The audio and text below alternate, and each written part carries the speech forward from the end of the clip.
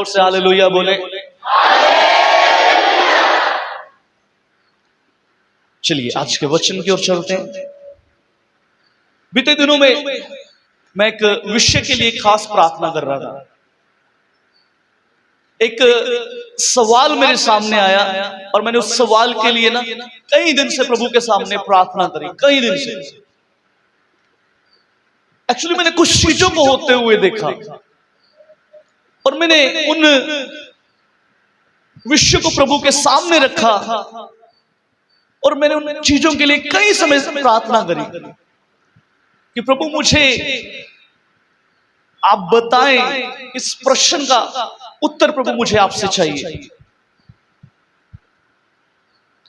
वो सवाल मेरे मन में जो आया, कई बार क्या होता है, हमें परमेश्वर कुछ स्थानों के ऊपर नियुक्त करते हैं, कुछ स्थान हमें परमेश्वर की ओर से, परमेश्वर की ओर से हमारे लिए निर्धारित किए जाते हैं। कुछ स्थान हमारे जीवन के अंदर परमेश्वर की तरफ से निर्धारित होते हैं। कुछ जगहों के ऊपर आप कह सकते हैं कि परमेश्वर स्वयं हमें अपॉइंट करते हैं। कुछ ओहदे, कुछ अधिकार हमें परमेश्वर की ओर से दिए जाते हैं। कुछ स्थान, कुछ ड्यूटीज हमें परमेश्वर की ओर से मिलती है। कई वरदान हमें परमेश्वर की ओर से मिलते हैं। कई तरह के वरदान हैं जो हमें परमेश्वर स्वयं अपनी इच्छा से देता है। और कई बार क्या होता है, हमारे जीवन के अंदर कुछ ऐसा घटित हो जाता है, कुछ ऐसी बातें हमारे जीवन के अंदर आ जाती हैं जो हमें हमारे उन स्थानों से दूर कर देती हैं, जो हमें हमारी उन जगहों से हमें हटा देती हैं। कुछ बातें हमारे जीवन के अंदर इस कदर आ जाती हैं जो हमें हमारे एक नियुक्त किए गए स्थान से हटा देती हैं। कई बार क्या होता है, बहुत सारी ड्यूटीज हमें कलीसियाओं के अंदर भी मिलती है, बहुत सारी जिम्मेवारियां भी दी जाती हैं। कई बार कुछ वरदान परमेश्वर की ओर से हमें मिलते हैं। कई बार कई जगहों पे परमेश्वर स्वयं हमें अपॉइंट करते हैं।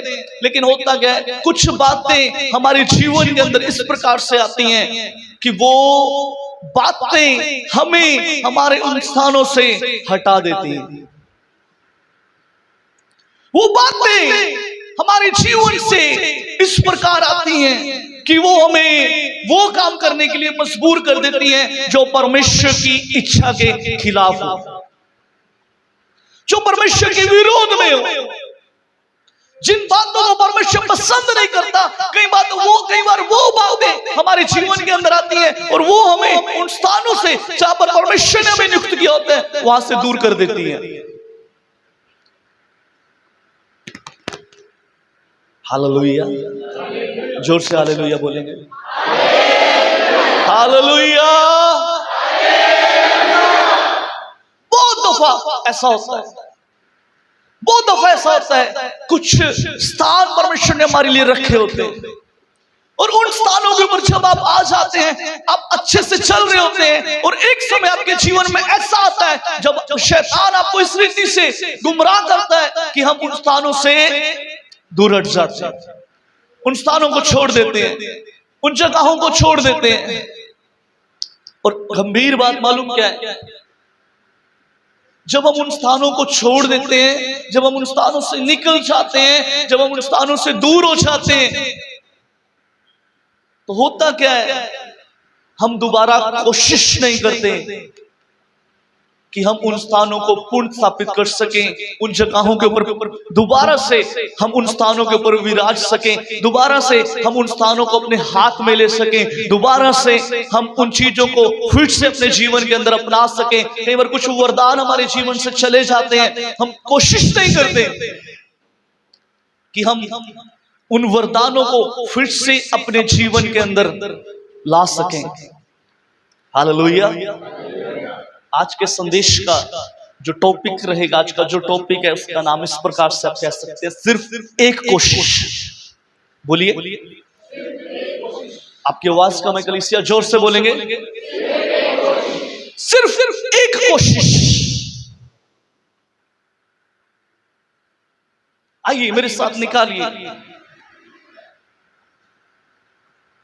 दूसरा इतिहास की दूसरी पत्री, उसका 33 अध्याय, उसके आप 1 पद से लेकर 17 पद तक बड़ी गंभीरता के साथ, बड़े धीरे धीरे अच्छी रीति से पढ़िए और सुनने वाले बड़े ध्यान से सुनिए। इतिहास की दूसरी किताब, उसका 33 अध्याय। जब मनश्शे राज्य करने लगा तब वह 12 वर्ष का था और यरूशलेम में 55 वर्ष तक राज्य करता रहा। उसने वह किया जो यहोवा की दृष्टि में बुरा था, अर्थात उन जातियों के घिनौने कामों के अनुसार जिनको यहोवा ने इज़राइलियों के सामने से देश से निकाल दिया था। उसने उन ऊंचे स्थानों को जिन्हें उसके पिता हिजकिय्याह ने तोड़ दिया था फिर बनाया और बाल नामक देवताओं के लिए वेदियां और अशोरा नामक मूर्तें बनाई और आकाश के सारे गणों को दंडवत करता और उनकी उपासना करता रहा। उसने यहोवा के उस भवन में वेदियां बनाई जिसके विषय यहोवा ने कहा था, यरूशलेम में मेरा नाम सदा बना रहेगा। वरन यहोवा के भवन के दोनों आंगनों में भी उसने आकाश के सारे गणों के लिए वेदियां बनाई। फिर उसने हिनोम के बेटे की तराई में अपने बेटों को होम करके चढ़ाया और शुभ अशुभ मुहूर्तों को मानता और टोना और तंत्र मंत्र करता और ओझों और भूत सिद्धि वालों से संबंध रखता था। वरन उसने ऐसे बहुत से काम किए जो यहोवा की दृष्टि में बुरे हैं और जिनसे वह अप्रसन्न होता है। उसने अपनी खुदवाई हुई मूर्ति परमेश्वर के उस भवन में स्थापन की जिसके विषय परमेश्वर ने दाऊद और उसके पुत्र सुलेमान से कहा था, इस भवन में और यरूशलेम में जिसको मैंने इज़राइल के सब गोत्रों में से चुन लिया है, मैं अपना नाम सर्वदा रखूंगा और मैं ऐसा ना करूंगा कि जो देश मैंने तुम्हारे पुरखाओं को दिया था उसमें से इज़राइल फिर मारा मारा फिरे।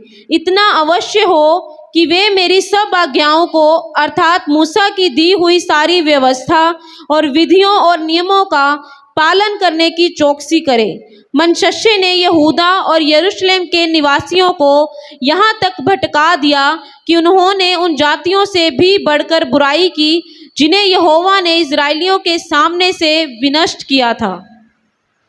10 वचन। यहोवा ने मनश्शे और उसकी प्रजा से बातें की परंतु उन्होंने कुछ ध्यान नहीं दिया। 11। तब यहोवा ने उन पर अश्शूर के सेनापतियों से चढ़ाई कराई और ये मनश्शे को नकेल डालकर और पीतल की बेड़ियों से जकड़कर उसे बेबीलोन को ले गए। बस ये खुदा का पाक कलाम है, इसके पढ़े और सुने जाने के ऊपर आशीष हो। यहां पर हमने एक खास बात को देखा है। एक राजा है जिसका नाम था हिजकिय्याह और उसका एक बेटा जिसका नाम मनश्शे। बोलिए मेरे साथ, अरे आप तो आगे निकल गए, दोबारा से बोलिए, मनश्शे। कईयों को नाम लेने में दिक्कत होती है ना, मैं इसलिए रिपीट किया। ये राजा जब यहूदा के राज्य के ऊपर राज्य करने के लिए आया और बाइबल इस प्रकार से कहती है जब ये राजा बना तो ये लगभग 12 वर्ष का था। इसकी आयु 12 वर्ष की थी और इसने जब यहूदा के ऊपर राज्य करने लगा तो ये यहूदा का 13वें स्थान का राजा था। यानी कि आप आसान भाषा में इस प्रकार से कहते हो कि ये 13वां राजा था, 13th किंग, 13वां राजा था ये। और इसने यहूदा के ऊपर लगभग 55 साल इसने राज्य किया, जो कि बाइबल के दिए गए शासन कालों में से सबसे एक लंबा शासन काल इसका था। और बाइबल इस प्रकार से कहती है कि इसने वो सब काम किए, ये राजा इस व्यक्ति ने सब वो काम किए जो परमेश्वर की दृष्टि में घिनौने काम थे, जो परमेश्वर की दृष्टि में बहुत ही बुरे काम थे। इसने सबसे पहले क्या किया, जो कनानी लोगों की देवी देवताएं थे, जो कनानी लोगों की देवताओं की पूजा इसने यहूदा में करवाना शुरू करी, और उसने उनके लिए वेदियां बनवाई, उनको ऊंचे ऊंचे स्थानों के ऊपर नियुक्त किया। और इस व्यक्ति ने जब उनके लिए वेदियां बनाई, उनको परमेश्वर के मंदिर में स्थापना करी, उनको ऊंचे ऊंचे स्थानों के ऊपर नियुक्त कर दिया। और इसने तारों के बारे में, तारे, आसमान के तारे, सूरज, चंद्रमा के लिए वेदियां बनाई, और उन्हें भी परमेश्वर के मंदिर के बीच में उनकी वेदियों को बनाया। और ये अपने देश के अंदर जादू टोना, तंत्र मंत्र और मरे हुए लोगों की आत्माओं से बातें करना, भूत सिद्धि वाले लोगों के साथ इसने ताल्लुकात रखने शुरू किए। और बाइबल यहां तक बताती है इसने मोलेक नामक देवता के सामने अपने निज पुत्र यानी कि अपने बेटे की बलि तक चढ़ा दी। इतने घिनौने काम किए इसने, इतने बुरे काम इसने करने शुरू किए। और बाइबल तो यहां तक बताती है, जब हम राजाओं की किताब में पढ़ते हैं, बाइबल इस प्रकार से कहती है इसने यरूशलेम की गलियों को, यरूशलेम को एक सिरे से लेकर दूसरे सिरे तक खून से रंगवा दिया। इतने निर्दोष, इतने लोगों का इसने लहू बहाया। शुभ अशुभ मुहूर्त मानने लगा, मुहूर्तों के हिसाब से काम करने लगा, शुभ अशुभ करके ये मुहूर्त देखा करता। और सबसे खतरनाक बात जो मैंने इस चैप्टर को पढ़ा मुझे लगी, इसने अपनी मूर्ति, अपनी मूर्त बनवा के परमेश्वर के मंदिर के बीच में स्थापना कर दी उसकी। इस व्यक्ति ने अपनी मूर्त बनवाई और उसको परमेश्वर के मंदिर के बीच में उसकी स्थापना करी। इतने घिनौने काम इसने करने शुरू किए। और बाइबल इस प्रकार से बताती है इसने यहूदा और यरूशलेम के लोगों को इतना भटकाया, इतना भटकाया कि जो जिन जातियों को परमेश्वर ने इस्राएली लोगों के सामने नष्ट किया था, इन लोगों ने उनसे भी अधिक बुराई करनी शुरू कर दी,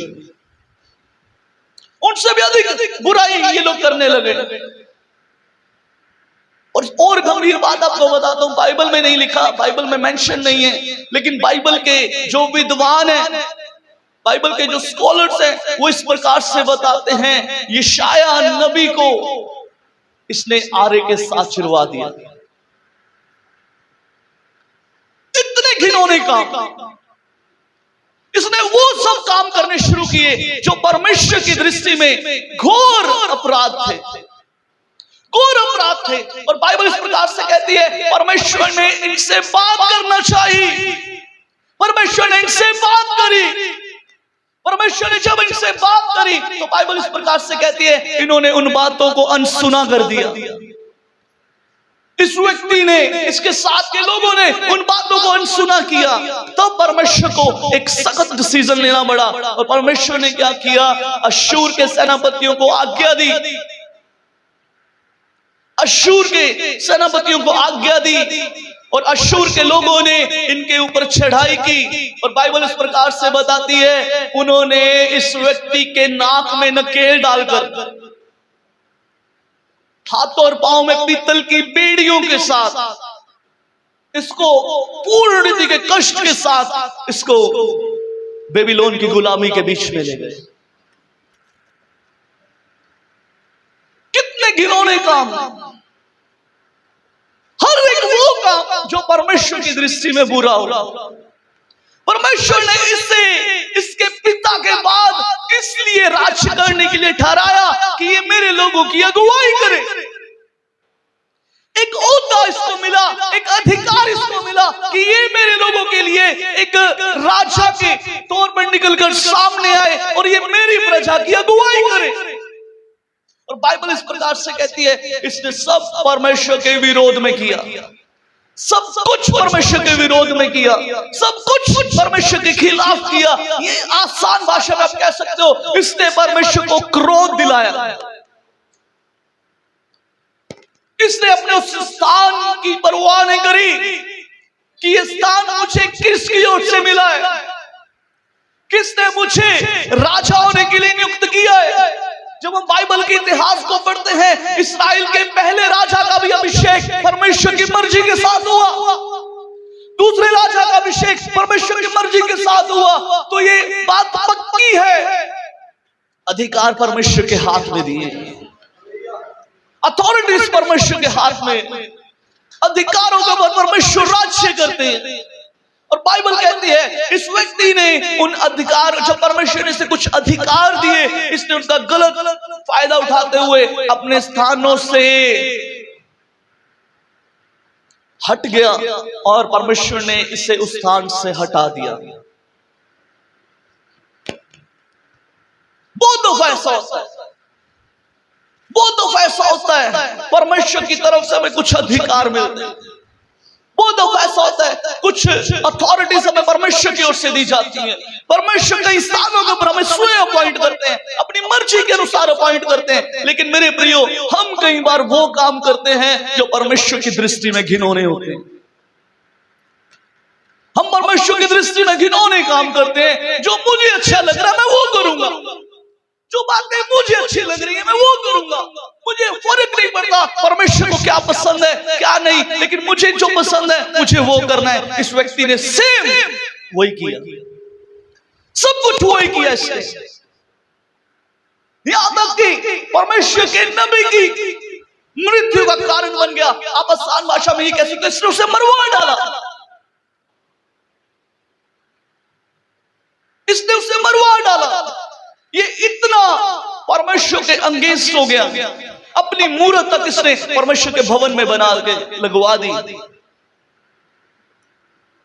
बाइबल कहती है परमेश्वर ने उसे उस स्थान से हटा दिया। अश्शूर के सेनापतियों को परमेश्वर ने आज्ञा दी, जाकर एक व्यक्ति है उसकी नाक में नकेल डालकर लेकर आ।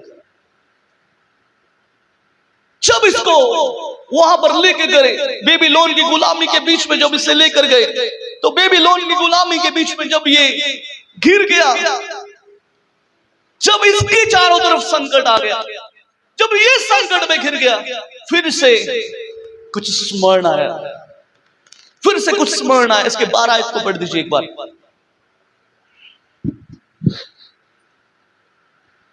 जल्दी से जल्दी से। तब संकट में पड़कर वह अपने परमेश्वर यहोवा को मानने लगा और अपने पूर्वजों के परमेश्वर के सामने बहुत दीन हुआ और उससे प्रार्थना की। हाँ, अब संकट में जब पड़ गया, जब परिस्थितियां खिलाफ है, जब माहौल आसपास का खिलाफ हो गया, तब इसे जब नाक में नकेल डली ना, तब इसे परमेश्वर के बारे में स्मरण आया, तब इसे परमेश्वर के बारे में स्मरण आया,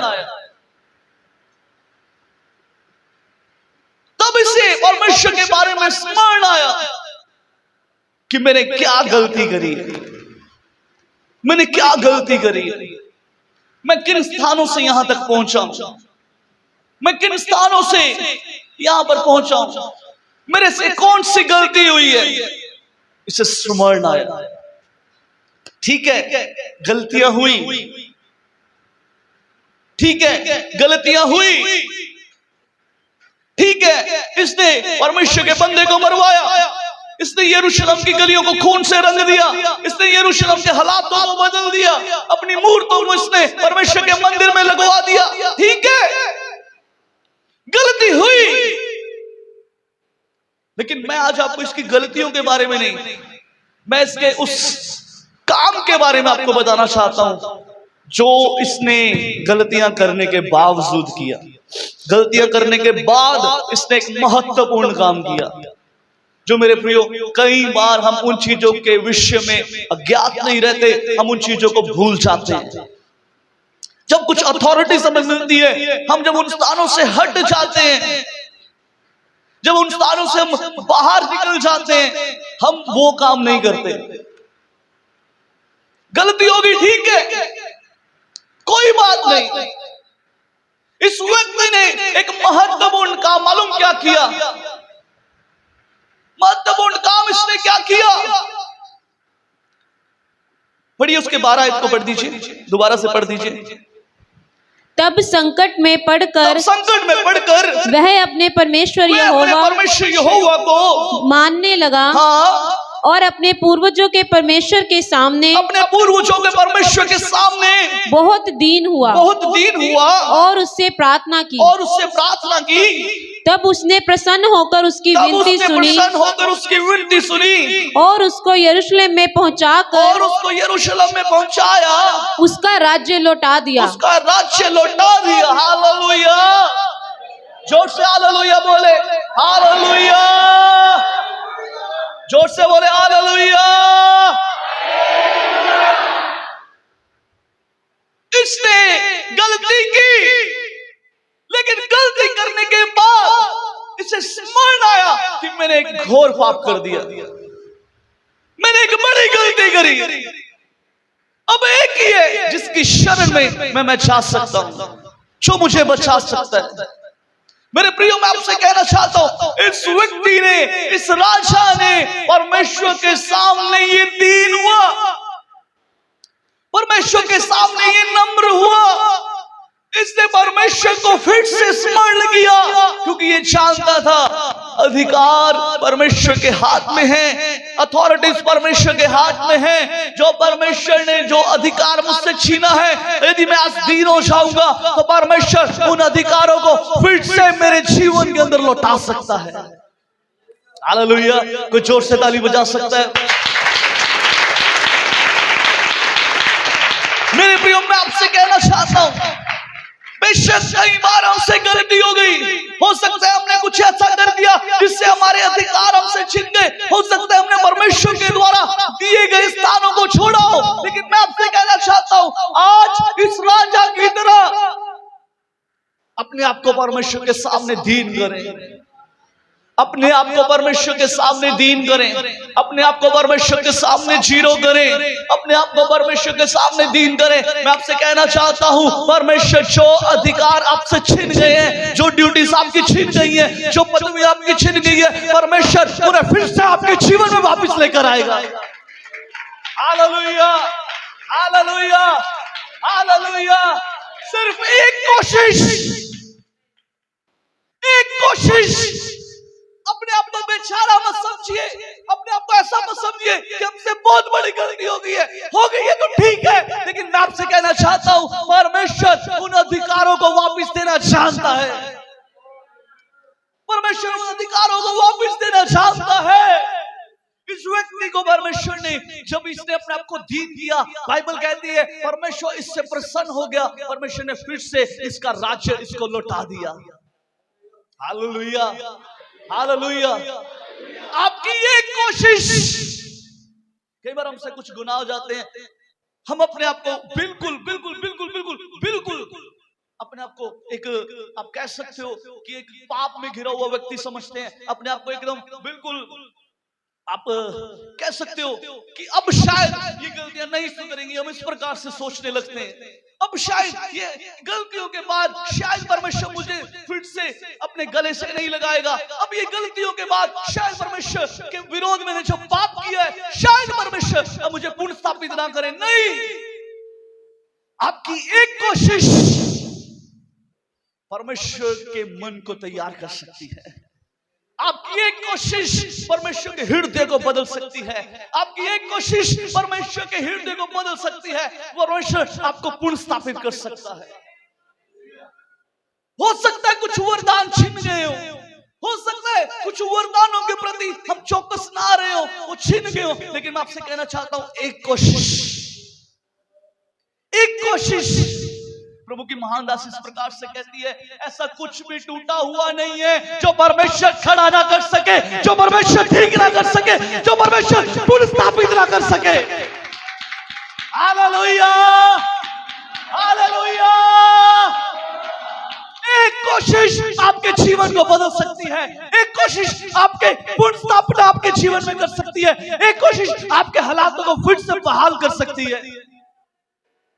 लेकिन अक्सर गलती यही करते हैं, हम उस कोशिश की तरफ ध्यान नहीं देते, हम उस कोशिश को देख करते ही नहीं है। इस व्यक्ति की जीवन से जो सबसे अच्छी बात मुझे लगी, इसने गलती की लेकिन इसने अपनी उस गलती को माना और परमेश्वर से विनती करी, परमेश्वर के सामने दीन हो गया और परमेश्वर से कहा, परमेश्वर इन स्थानों से तू मुझे निकाल सकता है, उन स्थानों से परमेश्वर आपको बहाली दे सकता है।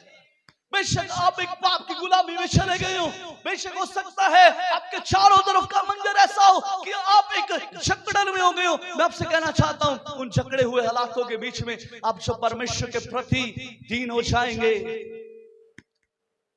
परमेश्वर के प्रति दीन हो जाएंगे, बाइबल कहती है परमेश्वर ने सिर्फ फिर इसका राज्य लौटा दिया, इसका राज्य लौटा दिया, इसका राज्य लौटा दिया। जब इसका राज्य परमेश्वर ने इसे लौटाया, इसने एक और महत्वपूर्ण काम किया।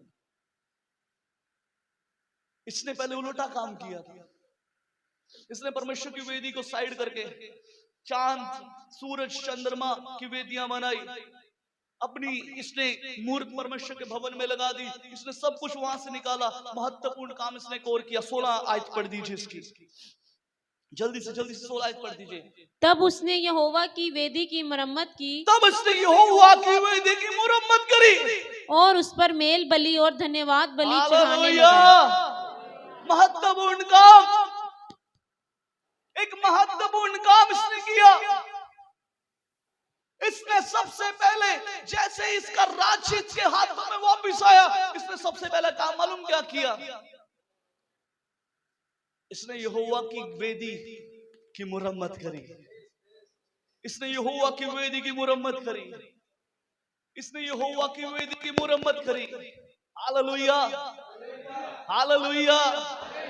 मेरे प्रियो, मैं आपसे कहना चाहता हूं, ऐसा कुछ भी टूटा हुआ नहीं है जो परमेश्वर ठीक ना कर सके।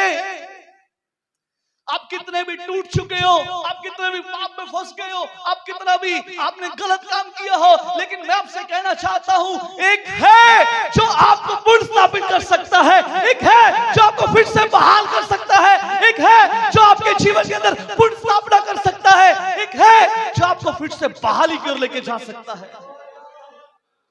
हालेलुया।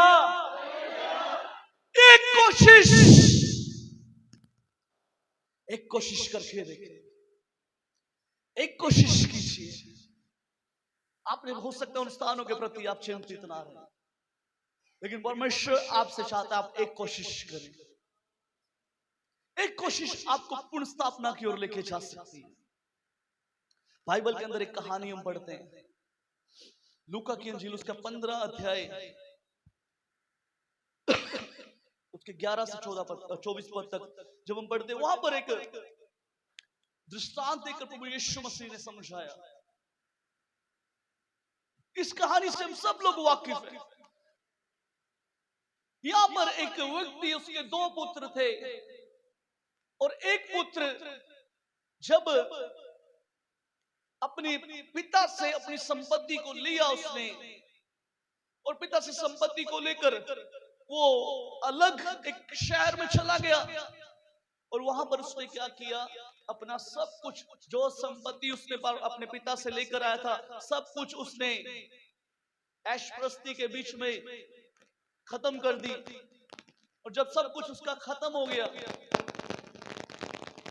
तो वो व्यक्ति, जब सब कुछ उसका समाप्त हो गया, उसके पास खाने के लिए कुछ नहीं है, उसके पास पहनने के लिए कुछ नहीं है, हालात उसके विपरीत हैं। उसके आप 15 अध्याय के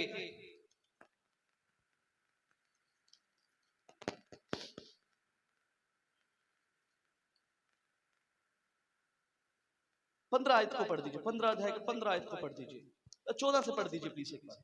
जब वह सब कुछ खर्च कर चुका जब वह सब कुछ खर्च कर चुका तो उस देश में बड़ा अकाल पड़ा उस देश में बड़ा अकाल पड़ा और वह कंगाल हो और गया। वह कंगाल हो गया। इसलिए वह उस देश के निवासियों में से इसलिए वह उस देश के निवासियों में से एक के यहाँ जा पड़ा। हाँ, उसने उसे अपने खेतों में सूअर चराने के लिए भेजा। उसने उसे अपने खेतों में सूअर चराने के लिए भेजा। और वह चाहता था कि उन फलियों से जिन्हें सूअर खाते थे और वे चाहता था उन फलियों से जिन्हें सूअर खाते थे अपना पेट भरे। अपना पेट भरे। इस बेटे ने एक काम किया,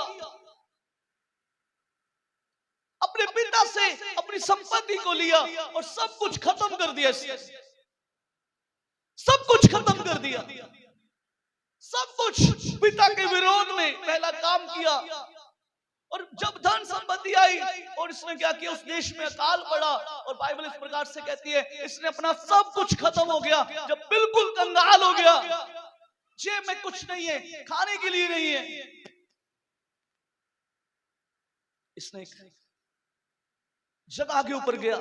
वहां पर एक व्यक्ति ने इसे सूअर चराने का काम दिया और उससे कहा कि जो सूअर खाएंगे वही तुझे खाना पड़ेगा। लेकिन 17 आयत ध्यान से पढ़िए, 17 आयत पढ़ दीजिए। जब वह अपने आपे में आया जब वह अपने आपे में आया तब कहने लगा मेरे पिता के कितने ही मजदूरों को भोजन से अधिक पिता के घर में कितने ही मजदूरों को भोजन से अधिक रोटी मिलती है भोजन से अधिक रोटी मिलती है और मैं यहाँ भूखा मर रहा और हूँ। मैं यहाँ पर भूखा मर रहा हूँ। बाइबल में लिखा है वो अपने आपे में आया। मनुष्य अपने आपे में आया, ये पुत्र अपने आपे में आया। लेकिन इन दोनों करैक्टर से, इन दोनों व्यक्तियों से हमें एक चीज सीखने को मिलती है। जब ये अपने आपे में आया, जिस प्रकार मनुष्य ने एक निर्णय लिया, इसने भी एक निर्णय लिया। पढ़िएगा 19-18 से पढ़िए। मैं अब उठकर अपने पिता के पास जाऊंगा मैं अब उठकर अपने पिता के पास जाऊंगा और उससे कहूंगा कि पिताजी मैंने स्वर्ग के विरोध में और तेरी दृष्टि में पाप किया है। अब इस योग्य नहीं रहा कि तेरा पुत्र कहलाऊं। मुझे अपने एक मजदूर के समान रख ले।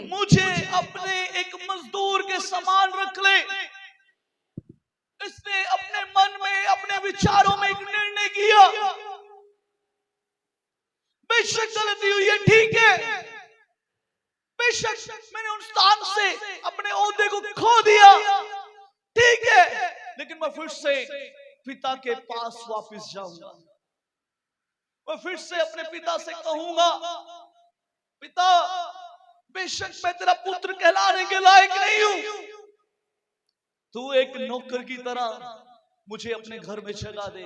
और उसके 20 आयत में लिखा है, तब वह उठकर अपने पिता के पास चला।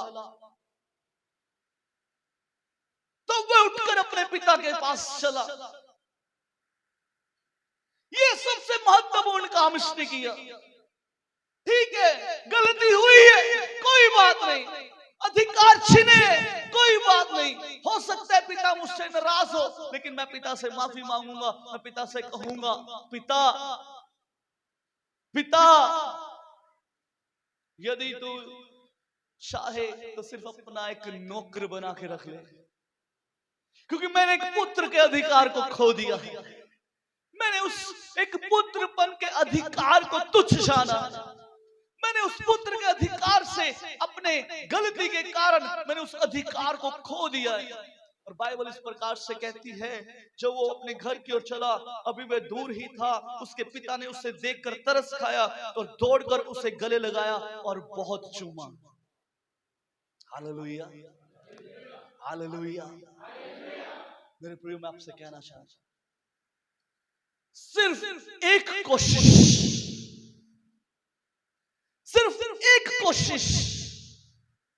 एक बार क्या हुआ, एक बाप और एक बेटा, एक परिवार में एक पुत्र था। उस परिवार के कुछ हालात इस प्रकार से विपरीत हुए, उसके पिता से वो लड़कर वो बेटा चला गया। और थोड़े समय बाद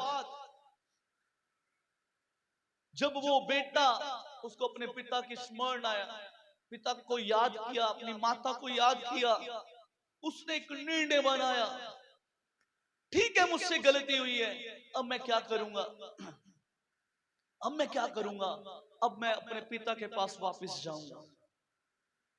उसने एक खत अपने पिता को लिखा। उस खत में उसने इस प्रकार से लिखा, पिताजी, मैं आपका वो ही बेटा हूं जिसने अपने उस पुत्र के अधिकार को खो दिया, और मैं आपका बेटा कहलाने के लायक नहीं, मुझसे गलती हुई है, लेकिन हाँ, मैं अपने घर वापस आना चाहता हूं, मैं आपके साथ फिर से अपने संबंधों को ठीक करना चाहता हूं, मैं फिर से अपने उन संबंधों को पुनः स्थापित करना चाहता हूं। उस पिता को खत लिखते उसने कहा, कल ऐसा होगा, कल एक ट्रेन में मैं बैठूंगा और वो ट्रेन ठीक इस समय अपने घर के पास वाले स्टेशन के ऊपर आकर रुकेगी। यदि आपको ये खत मिल जाता है और आपने अगर मुझे माफ कर दिया, तो आप क्या करना, एक सफेद कलर का रुमाल लेकर उस स्टेशन के प्लेटफॉर्म पे किसी एक जगह के ऊपर टंगा देना, और मैं समझूंगा, अगर आपने मैंने उस रुमाल को स्टेशन के ऊपर देख लिया, मैं समझूंगा आपने मुझे क्षमा किया, और मैं उस स्टेशन के ऊपर उतरूंगा और अपने घर वापस आ जाऊंगा। यदि वहां पर वो रुमाल ना हुआ, मैं उसी गाड़ी में बैठकर आगे निकल जाऊंगा और मैं घर कभी वापस नहीं आऊंगा। उसके पिता को खत मिला, वो बेटा अगले दिन ट्रेन में बैठा और ट्रेन में बैठकर वो निकला। उसके मन में बहुत सारे सवाल हैं, बहुत सारी शंकाएं हैं। पता नहीं मेरे बाप ने उस रुमाल को टंगाया होगा या नहीं टंगाया होगा, पता नहीं मेरा बाप मुझे आज मेरे रिश्ते को पुनर्स्थापित होगा या नहीं होगा, पता नहीं मेरा बाप आज मुझे फिर से गले से लगाएगा या नहीं लगाएगा, या हो सकता है मुझे आगे निकल जाना पड़े। जब उस गाड़ी में बैठा, वो ट्रेन वहां से निकली, और वो ट्रेन जब वहां से निकली, वो ट्रेन उस प्लेटफॉर्म के ऊपर आके खड़ी हुई।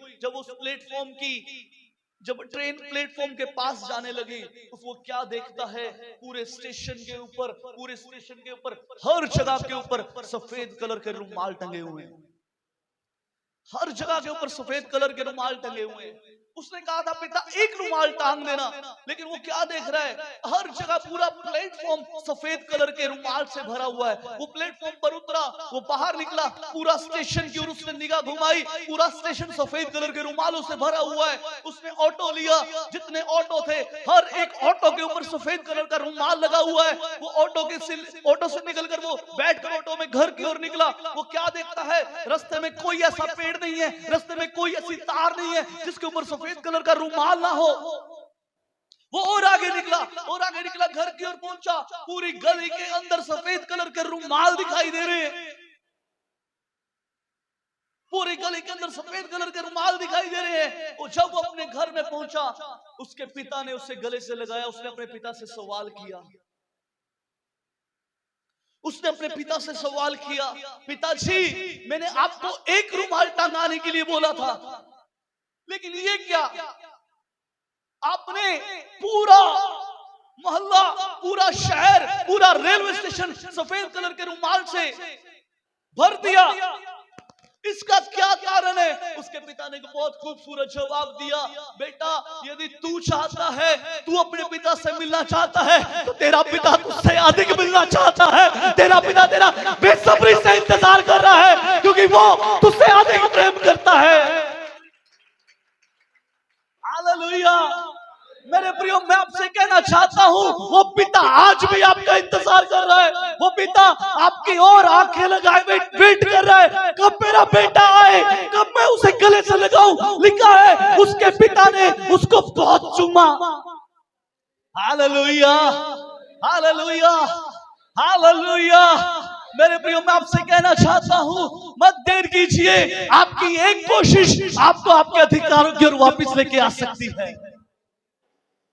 आपकी एक कोशिश आपको आपके अधिकार पूर्ण स्थापना की ओर कर सकते हैं। मैं आपसे कहना चाहता हूं, बाइबल कहती है उसके पिता ने उसे बहुत चूमा। अभी वो दूर ही था, अभी वो दूर ही था, अभी वो दूर ही था। उसके पिता ने उसकी ओर आंखें लगाई और उसके गले से लगाया और उसको इतना चूमा, इतना चूमा, इतना चूमा। सिर्फ चूमा ही नहीं, लिखा है उसके पिता ने, जब उसने अपने पिता से मिला, उसने कहा, पिता, मैंने स्वर्ग का और तेरा अपराध किया है, लेकिन आज मैं आ गया। आज तू मुझे अपने घर में एक नौकर बना के रख ले। लेकिन उसके पिता ने कहा, उसे नौकर नहीं बनवाया। उसके पिता ने अपने नौकरों को आज्ञा दी, जाओ जाओ, इसे अच्छे अच्छे वस्त्र पहनाओ, इसके हाथ में एक अंगूठी पहनाओ, इसके पांव में जूतियां पहनाओ। मेरे प्रियो, वो अंगूठियां, वो पांव की जूतियां आपको आपके अधिकार है, जो परमेश्वर पूर्ण स्थापित कर सकता है। जो अधिकार आपको देने के लिए, जो अधिकार शायद आपने खो दी हो, जो वरदान शायद आपने खो दिए हो, जो ड्यूटीज आपने खो दी हो, मैं आपसे कहना चाहता हूं, आपकी एक कोशिश आपको वो अधिकार आपके लौटा सकती है। आपके अधिकार आपको मिल सकते हैं। एक कोशिश कीजिए।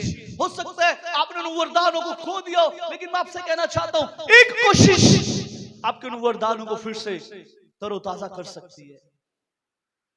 एक कोशिश, मैं आपसे कहना चाहता हूं, मसीह में की गई एक कोशिश आपके लिए स्वर्ग के द्वार खोल सकती है। मसीह में की गई एक कोशिश आपके लिए स्वर्ग के द्वार खोल सकती है। आज वो पिता अपने बेटे के इंतजार में है, वो पिता अपने पुत्र के इंतजार में है, वो पिता अपने पुत्र के इंतजार में है। अगर आप चाहते हैं आपको वो स्थान फिर से मिल जाए, मैं आपसे कहना चाहता हूं, आपसे अधिक आपका पिता चाहता है कि वो उन स्थानों के ऊपर फिर से आपको नियुक्त करे। हालेलुया। आइए अपनी आंखों को बंद करें, अपने सिरों को प्रभु की हजूरी में झुकाओ। इस समय आप उन विचारों को करें, उन बातों को सोचें, उन बातों को गंभीरता की ओर सोचें, गंभीरता के साथ उन बातों को सोचें कि आप कहां से गिरे हैं, आपने किन स्थानों को खोया है। प्रकाशित वाक्य में इस प्रकार से लिखा है, तू मुझसे पहला सब प्रेम छोड़ चुका है। स्मरण कर कहां से गिरा, उठ और पहले के समान काम कर।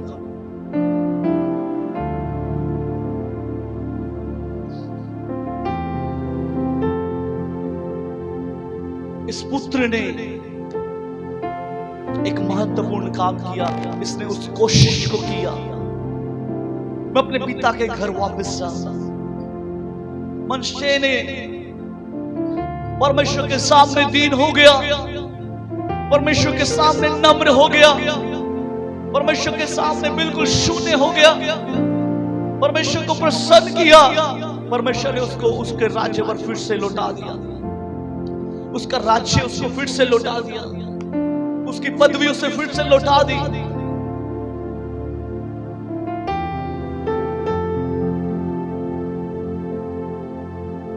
मेरे प्रियो, मैं आपसे कहना चाहता हूं, आज अपने उस पिता के साथ अपने संबंध को फिर से कायम करने का समय है।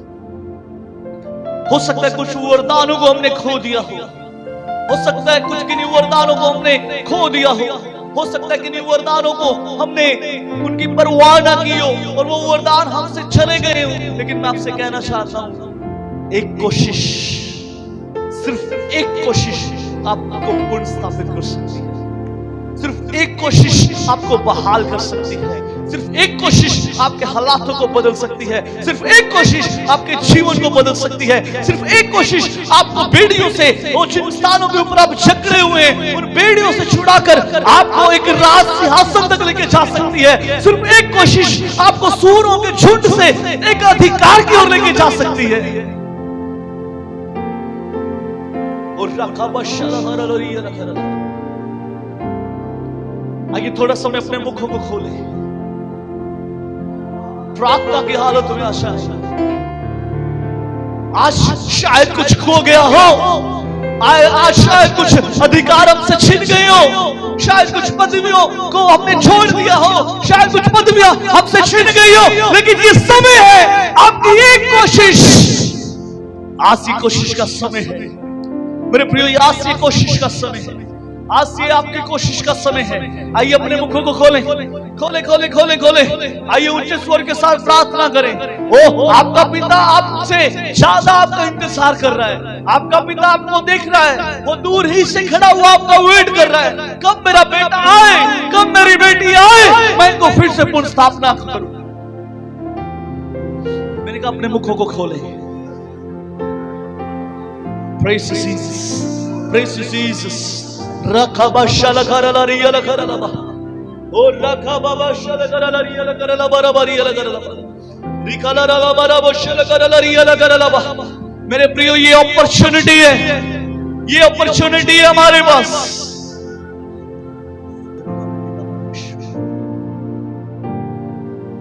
आसमान जमीन और पूरी कायनात को बनाने वाले परमेश्वर, आज हम आपके चरणों में विनती करते हैं खुदा। प्रभु हो सकता है प्रभु उन स्थानों को हमने प्रभु छोड़ दिया, हो सकता है कोई गलती हमसे ऐसी हुई हो जो प्रभु हम प्रभु उन स्थानों से हटा दिए गए, लेकिन प्रभु आज हम प्रभु उन स्थापना की घोषणा करते हैं। प्रभु उन स्थानों को फिर से, उन अधिकारों को फिर से, उन पिता परमेश्वर और खुदा उन पदवियों को फिर से पाने की चाहत रखते हुए प्रभु हम आपके सामने आते हैं और प्रभु हम विनती करते हैं, प्रभु जी प्रभु होने दे आज खुदा, यदि किसी के जीवन में भी कोई ऐसा क्षण आया प्रभु जिसने प्रभु उन प्रभु हालातों के बीच में रहते हुए प्रभु आपको तुच्छ जाना और उन प्रभु अधिकारों के प्रति प्रभु जी ओ प्रभु जी चौकस नहीं रहे, प्रभु अपने स्थानों से हटा दिए गए, प्रभु मैं आज विनती करता हूं, आज फिर से अपने लोगों को पुनः स्थापित करें, अपने लोगों को फिर से पुनः स्थापित करें। हाँ प्रभु, ये सच है, ऐसा कुछ भी टूटा हुआ नहीं है जो आप ठीक ना कर सके, ऐसा कोई अधिकार नहीं है जो आपके प्रभु अधिकार में ना हो, ऐसी कोई पदवी नहीं है जिसके ऊपर आपका राज्य ना हो, ऐसा कोई अथॉरिटी नहीं है, ऐसा कोई वरदान नहीं है प्रभु जो आप ना दे सकते हो, वो प्रभु होने दे। आज हम विनती करते हैं, विनती करते हैं, विनती करते हैं, प्रभु अपने लोगों को फिर से प्रभु वो पुनः स्थापित करेगा, ये फिर से प्रभु खड़े हो जाए, ये फिर से प्रभु लगातार प्रभु जी आपके साथ प्रभु एक अच्छे पुत्र की तरह प्रभु चलने पाए। यदि कोई भी जन ऐसा हो प्रभु जी जिसने उस अधिकार को छोड़ा हो, जिसने उस स्थान को छोड़ा हो, प्रभु आप उन्हें फिर से पुनः स्थापित करें, आप उन्हें पुनः स्थापित करें प्रभु जी, फिर से वो अधिकार को उनके लौटा दें, फिर से वो प्रभु जी वरदान बेशक इन्होंने खो दिया हो, बेशक प्रभु जी इन्होंने उन प्रभु आत्मा के वरदानों को खो दिया हो, लेकिन आज मैं विनती करता हूँ वो वरदान फिर से प्रभु इनके जीवन में कार्य करने लगे, वो वरदान फिर से इनके जीवन में तरोताजा हो जाए, वो वरदान फिर से इनके जीवनों के अंदर बढ़ते जाए, बढ़ते जाए, बढ़ते जाए यीशु के नाम से।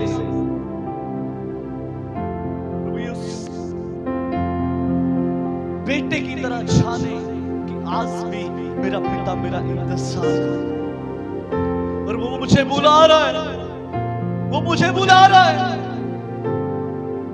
सिर्फ एक कोशिश प्रभु इनके लिए बड़े बड़े रास्तों को खोल दे, इनकी एक कोशिश प्रभु जी, वो प्रभु जी इनको फिर से प्रभु अधिकारों को वापस दे। इनकी एक कोशिश प्रभु जी इनके जीवन में बड़ी बड़ी गवाहियों को लेकर आए। इनकी एक कोशिश प्रभु जी फिर से प्रभु इनके जीवन के अंदर उन अधिकारों को, उन वरदानों को पुनः स्थापित करे खुदा।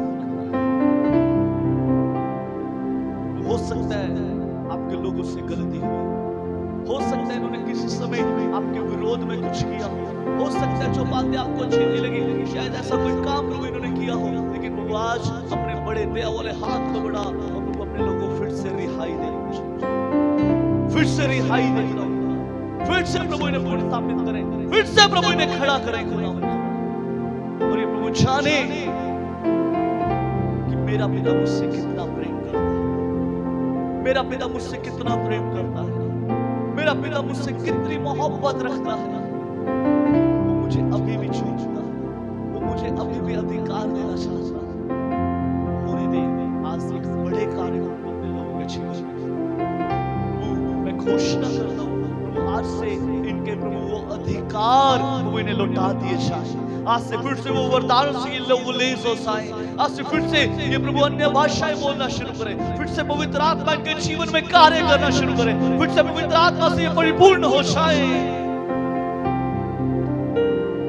प्रभु विनती करता हूं आत्मा के नो वरदानों से अपने लोगों को भर दे प्रभु। ये मनुष्य की तरह प्रभु जी अपनी टूटी हुई वेदी की मुरम्मत करें प्रभु। ये दीन हो जाए, ये नम्र हो जाए, एक बड़ा कार्य मैं लोगों के हृदय के अंदर मैं विनती करता हूं आज प्रभु एक बड़ा कार्य वो इनके जीवन में होने पाए। आपकी बड़ी उपस्थिति को प्रभु इनके जीवन में छाओ। प्रार्थना, ये विनती हमारे उद्धारकर्ता, मुक्तिदाता